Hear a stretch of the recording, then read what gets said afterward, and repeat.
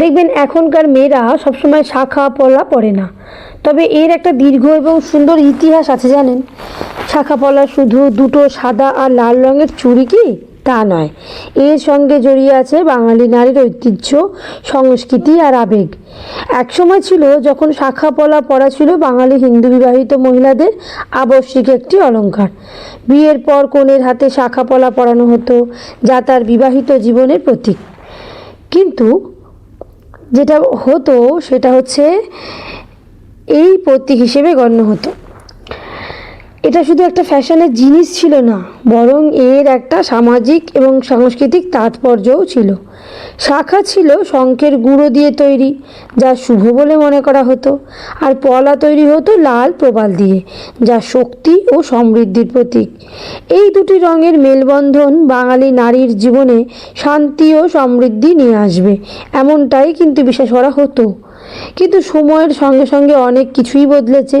এখনকার মেয়েরা শুধু শাখা পলার ওপর নির্ভরশীল নয়, তারা বিভিন্ন ধরনের আধুনিক গয়না পরতে অভ্যস্ত হয়ে উঠেছে। কর্মজীবী মহিলারা সব সময় হাতে শাখা পলা পরে কাজ করতে হয়তো স্বচ্ছন্দ বোধ করেন না। তাছাড়া শাখা পলার দামও অনেক সাধারণের নাগালের বাইরে চলে গেছে। তবে এর উল্টো দিকে একটা চিত্রও কিন্তু আছে। এমন অনেক মেয়ে আছেন যারা আজও শাখা পলা পরেন, হয়তো রোজ না হলেও বিশেষ অনুষ্ঠানে বা উৎসবে তারা শাখা পলা পরতে ভালোবাসেন। তাদের কাছে এটা শুধু একটা গয়না নয়, এটা তাদের ঐতিহ্যের অংশ, তাদের শিকড়ের টান। এমনকি অনেক আধুনিক ডিজাইনের শাখা পলাও আজকাল বাজারে দেখা যায়, যা তরুণ প্রজন্মের মেয়েদেরও আকৃষ্ট করছে। আসলে সময়ের সঙ্গে সঙ্গে শাখা পলা পরার অভ্যাসের পরিবর্তন এসেছে ঠিকই, তবে এর গুরুত্ব একেবারে কমে যায়নি।